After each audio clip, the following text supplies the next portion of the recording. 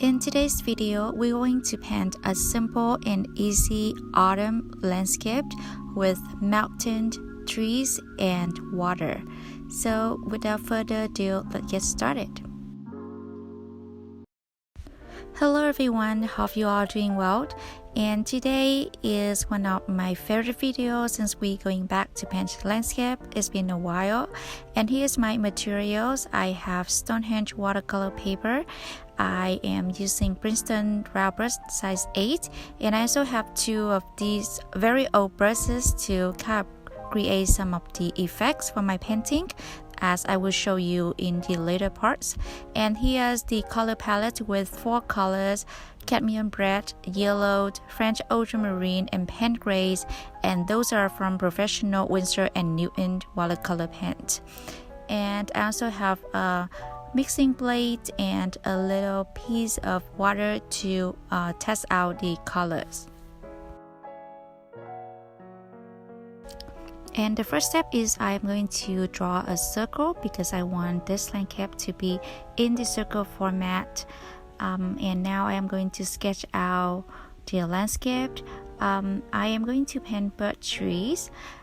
So I have one big birch trees in the foreground, which is the focal point, and a couple of them in the background.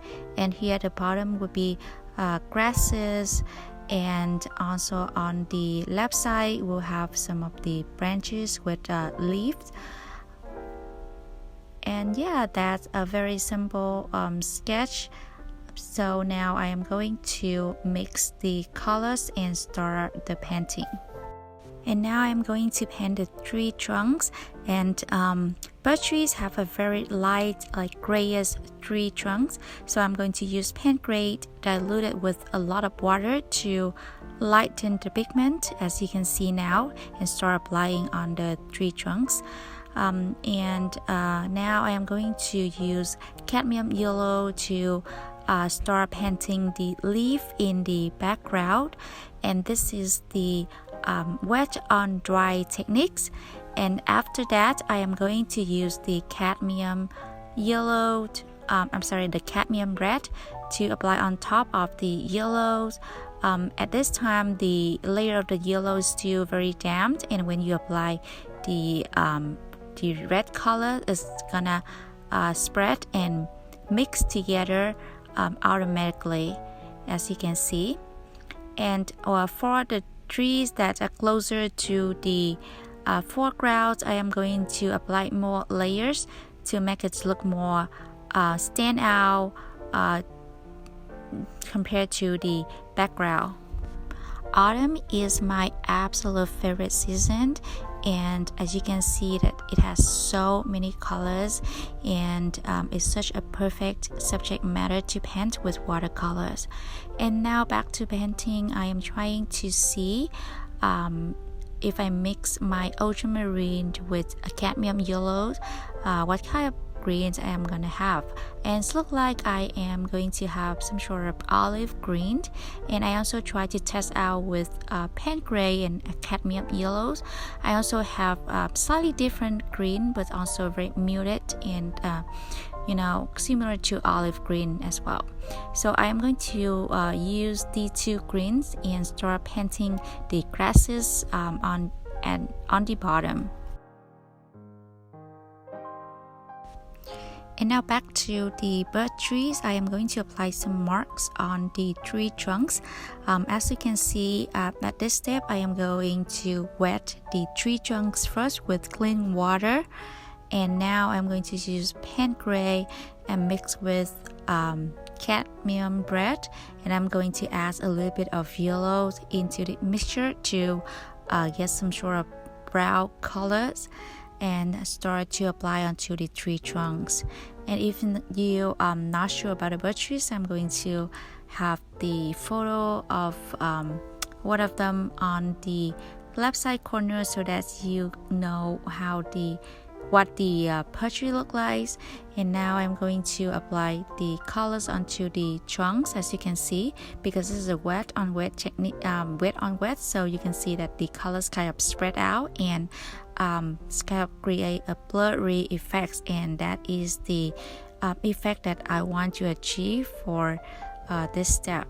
And it's the same for all the trunks in the background as well.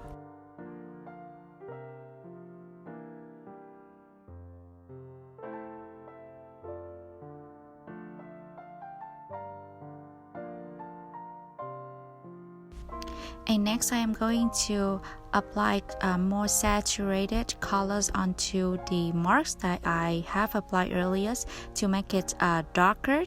And I also do some mark making on different part of the tree trunk as well. I just kind of follow the reference photo that I downloaded from the Pixabay to reference. And I think those dark marks onto the grayish background, that is something that makes the birch trees kind of stand out and unique among other trees. And back to the color palettes, I'm going to make some brown by mixing paint gray, red, and yellows. And I want it to be very dark brown to paint some branches, so I kind of just go back between the paint gray and red here, as you can see. And now back to the painting, I start to paint some of the branches coming out from the tree trunks in the foreground. And for these branches, to make it more natural and have some sort of organic looking, you can reference the photos on the internet.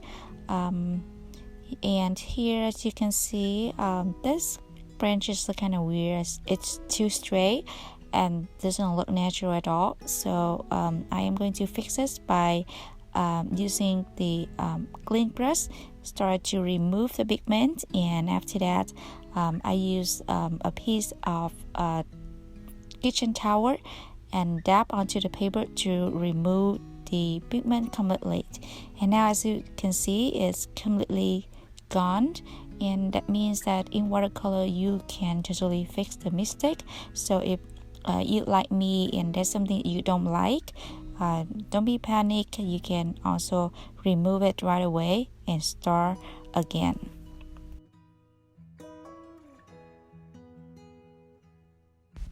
And next step is to paint leaves. I am going to use this very old brush.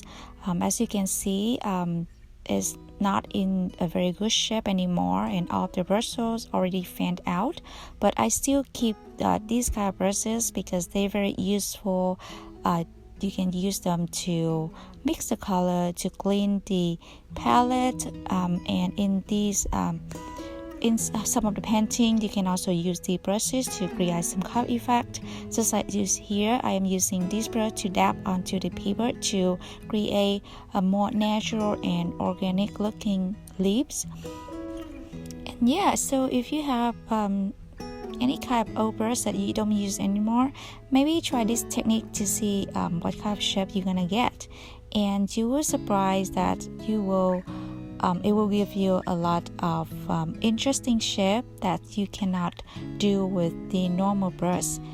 And maybe in the future, if there's any brushes that are in a good condition, don't try to throw them away. You can also use them in a lot of situations. And for this leaf, I also use the combination of two colors on my palette, cadmium yellow and cadmium red, to create orange color since we are painting an autumn landscape.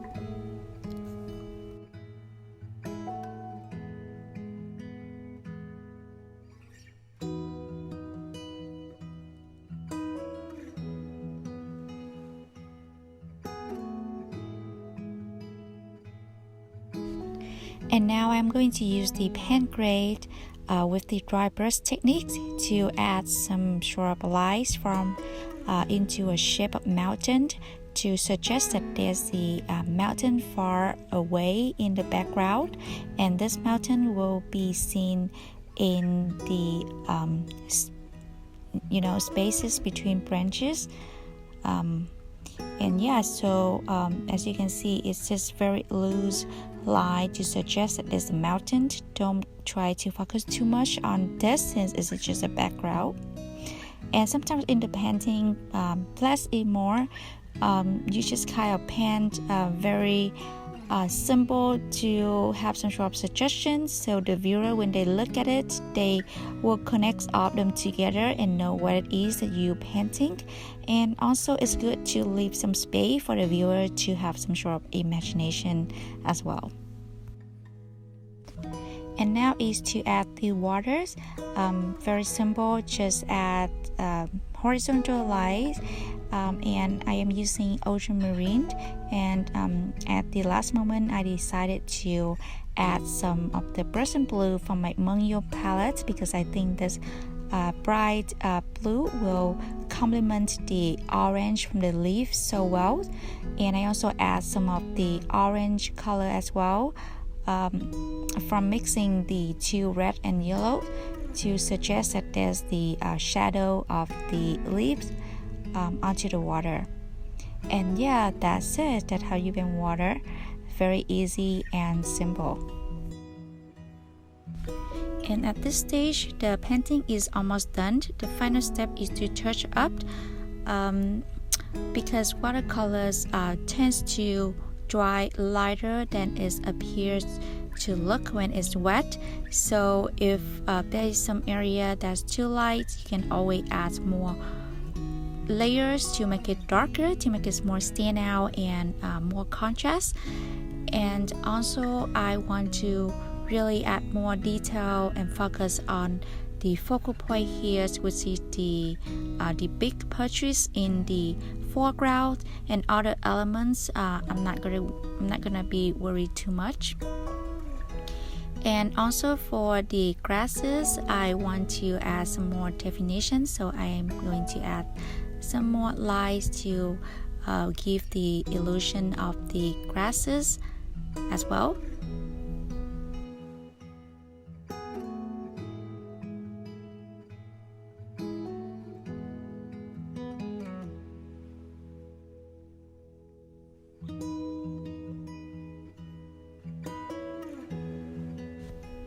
And finally, I want to add some sort of movement and also some kind of atmosphere for my paintings. So I'm going to add some of the leaf shape here to suggest that it is autumn, is windy, and the leaves are falling down and flying around. And I also use this very old brush of mine to create some of the light. I'm not sure how to explain it, but you can see it on the screen, because to suggest that the movement of because of the strong wind, if you know what I mean. And I think that is kind of give the effect that I want for this painting, and also as more movement, bring the painting comes alive. And now the painting is completely done. I really like how it turned out. For the circle format, at the last minute I want to make the left side extend out of the circle line to make it a little more unique and special, and on the right side is to stay inside the circle lines.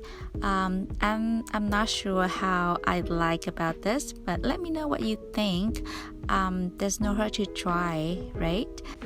And yeah, this is for the today's tutorials. I hope that you find it helpful and you give it a try. And finally, thank you so much for watching. I really hope that you enjoy the videos, and if you do, please don't forget to give me a thumbs up. That would help me a lot. And don't forget to subscribe to my channel if you haven't already. I will post new tutorials every week. And now, bye, and see you in my next one.